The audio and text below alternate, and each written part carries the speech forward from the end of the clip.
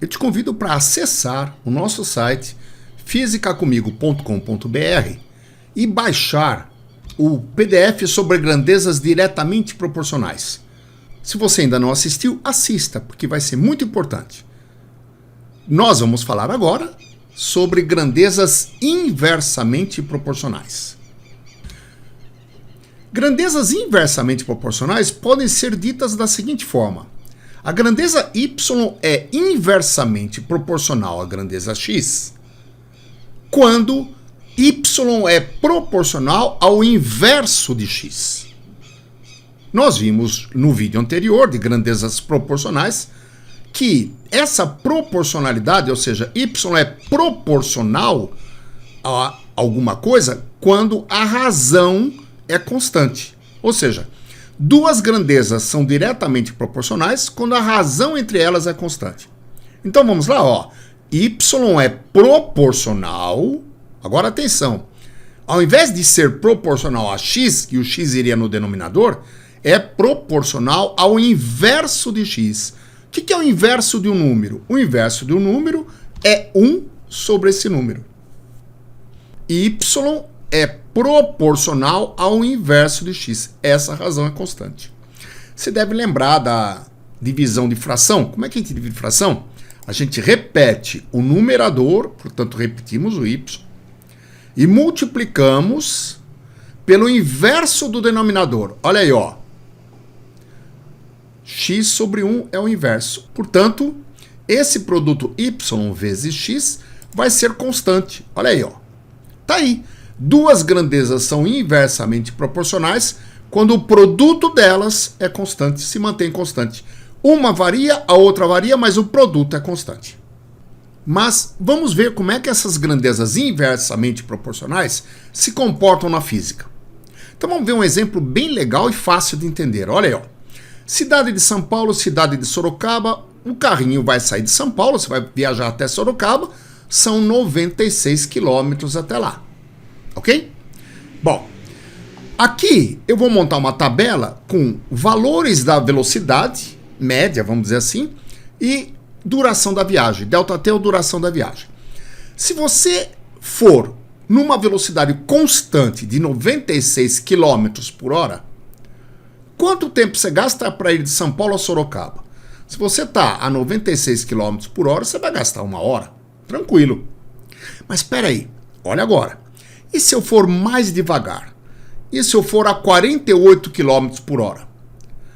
Quanto tempo eu vou gastar para ir até Sorocaba? Ah, peraí, Hélio, que eu vou usar a fórmula. Esqueça a fórmula. Raciocina. Vamos lá. Se a velocidade é 48 km por hora, vamos imaginá-la constante, quer dizer que em 1 hora de viagem, olha aqui, ó, ele chegou na metade do caminho. 48 é metade de 96. Mas ele não chegou a Sorocaba, ainda tem que percorrer mais 48 quilômetros, portanto vai gastar mais 1 hora. Em outras palavras, se você for a 48 km por hora, você vai gastar 2 horas. Legal? Mas agora que eu quero que você preste bastante atenção. O que aconteceu? Se nós reduzimos a velocidade, dividimos a velocidade por 2, automaticamente o tempo de viagem, a duração da viagem, dobrou. Ficou multiplicado por 2. Olha aí, ó. Entendeu? Tudo que eu faço com uma, eu faço a operação inversa com a outra na mesma proporção. Por isso que elas são inversamente proporcionais. Quer ver que legal? E se eu perguntasse para você, e se eu fosse a 32 km por hora, quanto tempo demoraria para chegar lá? Esqueça a fórmula. Repare que 32 é 96 dividido por 3. Se eu divido a velocidade, se eu reduzo a velocidade, eu aumento o tempo de viagem.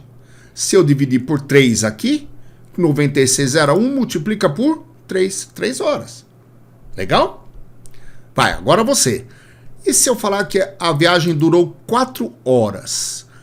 Qual foi a minha velocidade para eu gastar 4 horas para percorrer 96 quilômetros? Descobriu? Então vamos lá, ó. 2 horas eu gastei andando a 48 km por hora. Se eu multiplicar por 2 o tempo, eu divido por 2 a velocidade. Olha aí, ó. 48 por 2, 24. Fácil, né? Mas olha que coisa legal que eu vou descobrir agora, ó.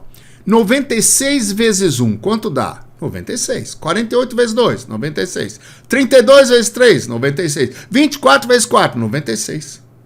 Tá reparando? O produto está permanecendo constante. Mais ainda, se eu fosse a 16 km por hora, quanto tempo eu gastaria? Tem gente que vai falar 5, né? 1, 2, 3, 4, 5. Para! É um número que multiplicado por 16 dá 96. Esse número é 6. Olha aí, ó. E se eu fosse a 12 km por hora? Que número multiplico 12 para dar 96? 8 horas. Você está reparando? Sempre vai ser assim. O produto é constante. Agora, espera um pouquinho só. Que constante que é essa 96 que está aparecendo aqui? É exatamente a distância entre as cidades. Ou, no nosso caso, seria o nosso ΔS. Então, repara que legal, ó. Velocidade V vezes ΔT é o nosso ΔS, ó. V vezes ΔT é o ΔS. E mais, esse ΔS não muda, ele é constante. A duração da viagem é ΔT e o ΔS, que é a distância entre as cidades, ele é o quê? Constante. Portanto, se este ΔS é constante, o produto sendo constante garante que velocidade vezes a duração da viagem são grandezas inversamente proporcionais. Mais ainda, quer ver que legal? Ó? Dá uma olhada nisso. Ó. Eu vou chamar velocidade de grandeza y, ΔT, duração da viagem, de grandeza x. Então, a gente sabe que y vezes x é constante. Vamos fazer um gráfico y em função de x. Vamos lançar esses valores no gráfico. E aqui eu vou ter x, que é a duração da viagem, que é o ΔT, e o y, que é a velocidade que levou na viagem, a velocidade constante, tá? Então vamos começar lançando. 1 hora, 96 km por hora. 2 horas, 48. Veja que está em escala certinho no gráfico. Olha, ó. 3 horas, 32. 4 horas, 24. 6 horas, 16. 8 horas, 12. Pronto. Esses valores aqui foram lançados corretamente. Repare que 48 é metade de 96. 24 é metade de 48. 32 é 1/3 de 96. Então estão lançados certinho esses valores aqui na escala, tá? A mesma coisa do tempo. Só que esses pontos estão numa curva. E essa curva você conhece, chama-se hipérbole. Mas não é uma hipérbole qualquer, não. Essa daqui é uma hipérbole equilátera. O que quer dizer uma hipérbole equilátera? Bom, em primeiro lugar é o seguinte, ó. Esta curva aqui, ela é simétrica em relação à bissetriz desse ângulo. Por isso que é equilátera. A partir aqui da bissetriz do ângulo, este lado aqui, este ramo da hipérbole, é igual a este ramo aqui. Por isso que ela é equilátera. Ok? Mas, mais ainda, ó, essa hipérbole nunca encosta neste eixo. Por quê? Porque se ela encostasse, o x seria 0. E como é que x sendo 0, multiplica um número, vai dar um número diferente de 0? Impossível. Da mesma maneira, o y não vai poder ser 0. Então ela nunca toca nos eixos.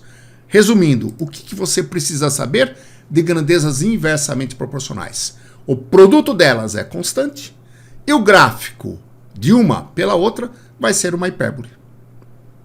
É isso.